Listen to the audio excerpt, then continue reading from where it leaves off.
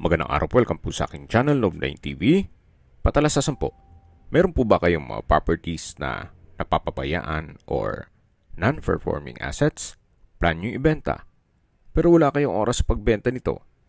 Kung ito'y pagkakatiwala nyo po sa amin, tawag lang po kayo sa aking numero, usap po tayo, gawin ko po ng video for free.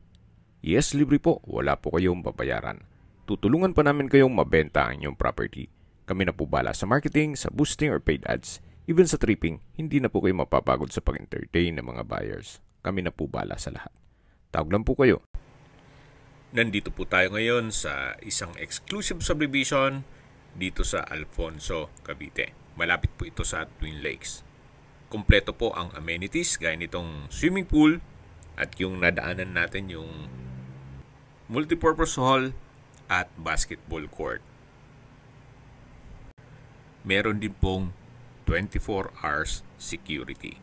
Kaya safe na safe po ang pamilya nyo dito. Tunghayan nyo po ang kapaligiran kung saan napakaaliwalas po, tahimik ang lugar, sariwa ang hangin, at malamig po ang klima. Ito po ay nasa mataas na lugar. Ang estimated elevation above sea level ay 1,588 feet.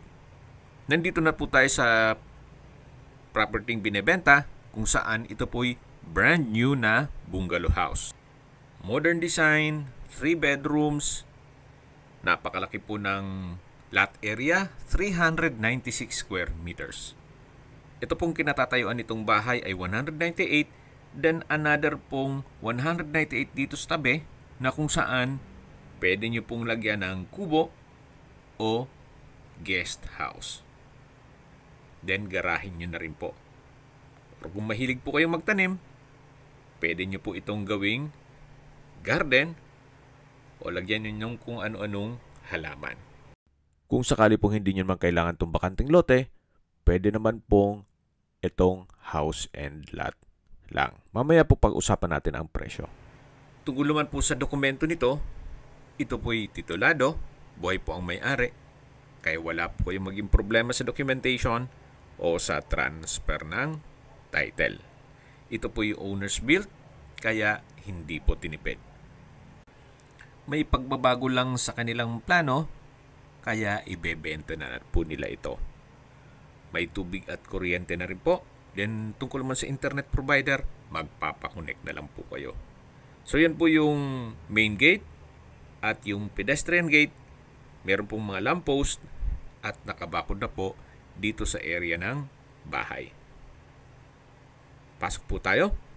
Ito po yung garahe o covered na carport na kung saan meron pong ceiling panels, then may pin lamps, naka-tiled flooring, at ito naman po yung main door. Then dito naman po yung balkonahe mula sa master bedroom na kung saan meron pong stainless na handrail at glass railing. Then yung sliding glass naman ay meron pong flute type design na wall panels. Meron pong setback, paikot yan sa buong bahay at mamaya po ikutan natin. Hanggang dito po ay naka-tiled flooring.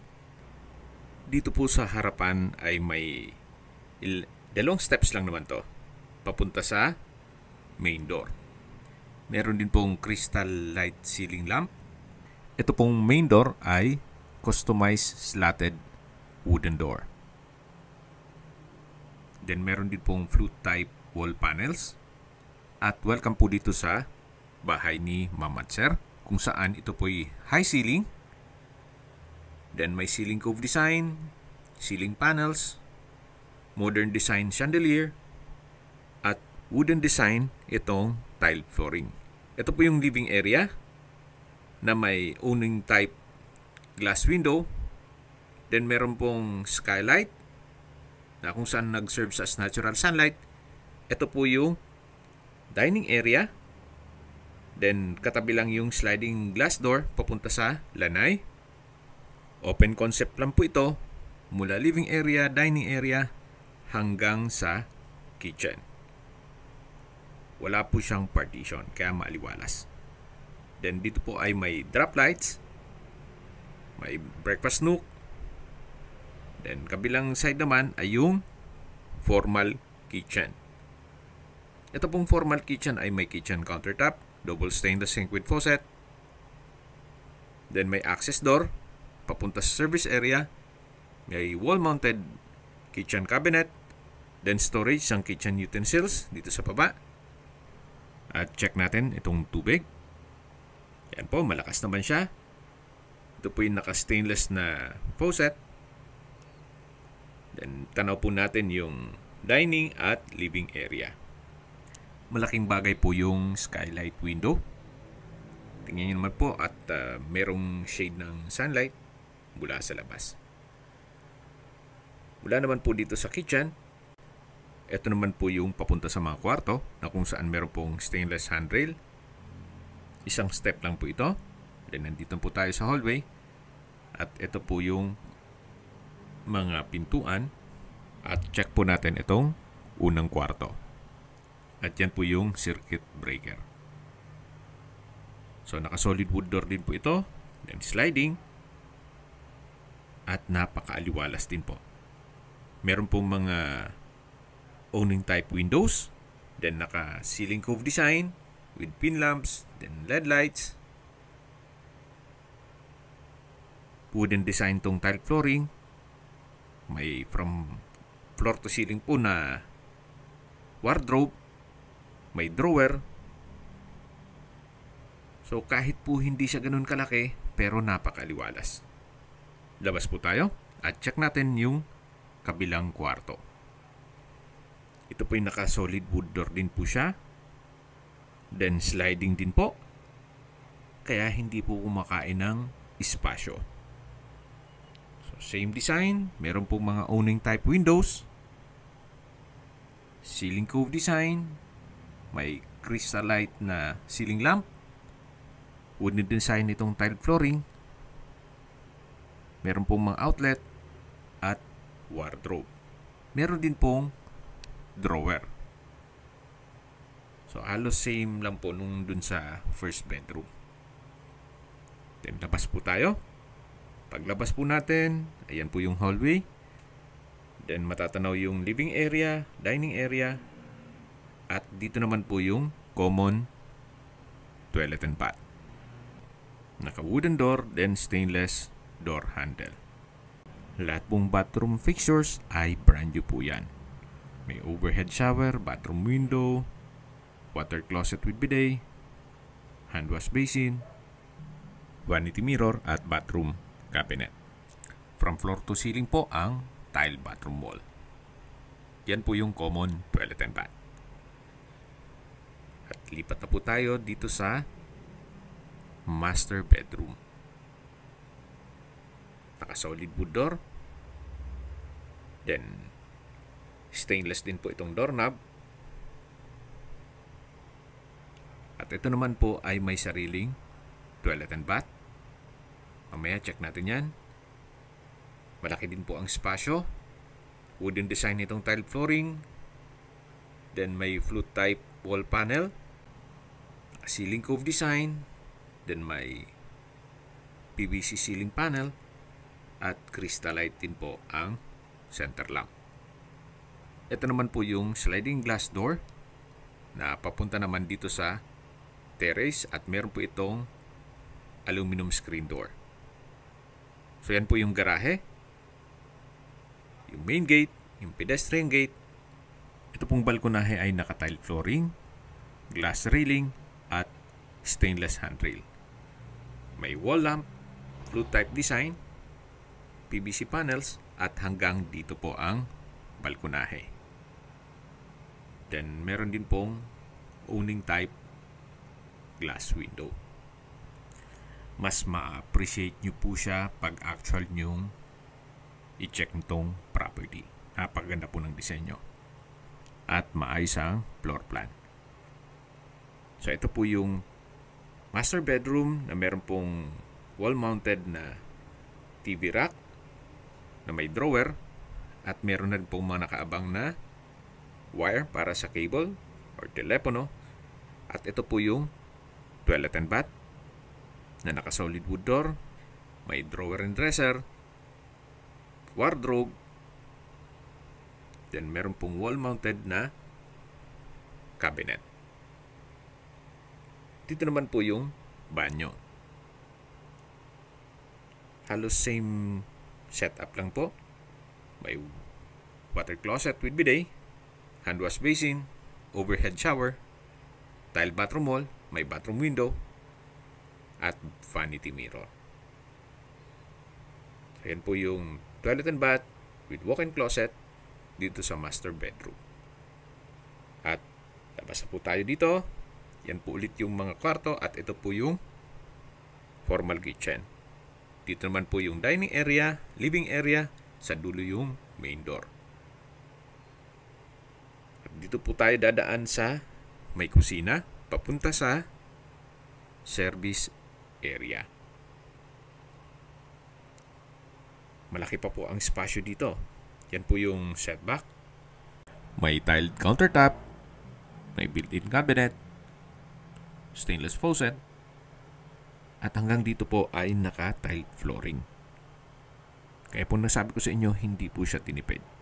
Kasi kung pang built-in cell lang, ito po'y rough finish na lang yan. So dito naman po yung service area or laundry area. Dito naman po pwedeng ipwesto ang inyong washing machine. At ito pong PVC na ito ay kung sakali man na maglalagay po kayo ng gamot para sa termites o anti-termites, hindi na po kayo magpapa-service. Gawa ng kahit kayo pwede na pong maglagay dyan, paikot na po yan, yung PVC na yan, dito sa buong bahay. Kaya yung magpapagawa ng bahay, ganyan na rin po ang gawin ninyo. Para nakaabang na po. Mahal din po kasi ang magpa-service kayo ng mga anti-anay. Nasa 15,000 din.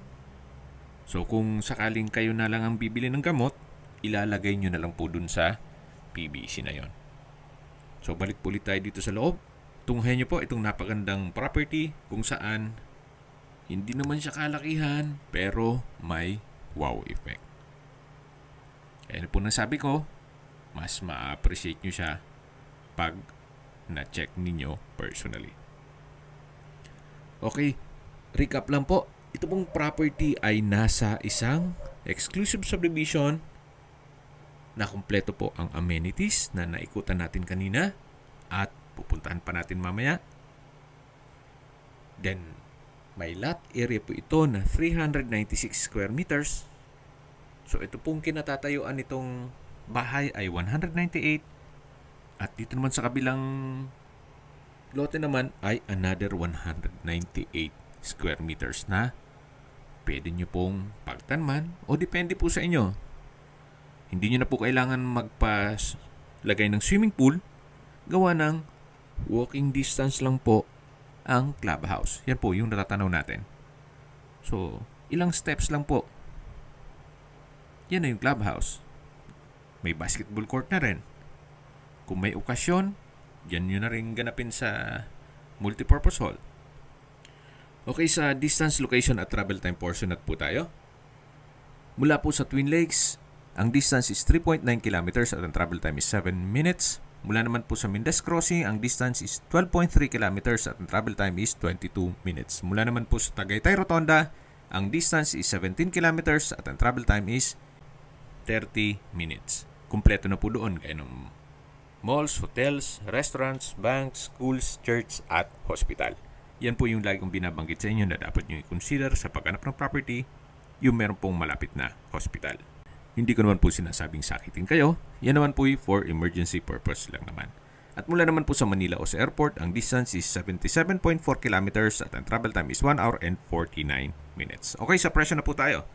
Binebenta po ito ni owner sa halagang 12.8 million pesos net. Kung sakali pong hindi nyo kailangan yung bakanting lote, pwede naman pong hindi isama yon. Ang presyo po ni owner ay 11.8 million pesos net. Ibig pong sabihin, si buyer na po ang sasagot sa lahat ng taxes at expenses with regard to documentation. Kung may mga katanungan po kayo, tawag lang po kayo sa aking numero. At sa mga kababayan naman natin na sa ibang bansa, meron po akong WhatsApp Viber, at Telegram. Same number lang po, 0917-316-3399. Sa mga nagtatanong naman po ng aming Facebook, meron po aming Facebook page na Nov9TV at Facebook Real Video. Meron din pong TikTok at Instagram. May ibang YouTube channel po kami, the Nov9TV channel, Nov9TV Listings, Nov9TV On The Spot, Nov9TV Updates, at Nov9TV House Rental. Sana po naibigyan nyo ang video presentation. Paki-like and subscribe na lang po sa aking channel para ma-update din po kayo sa aking future listings. Kung sakali po hanap nyo yung mas malaking sukat ng lupa, meron din po kami ibang listings na pwede nyong pagpilian. Huwag po kayong mag-atubiling tumawag sa amin. Then, let us know your budget para malaman namin kung anong property pwede naming ilog sa inyo. Sa lahat pong viewers, subscriber at nagtiwala po sa amin, salamat po sa suporta. Ingat po kayo lagi at yung pamilya. Maraming salamat po.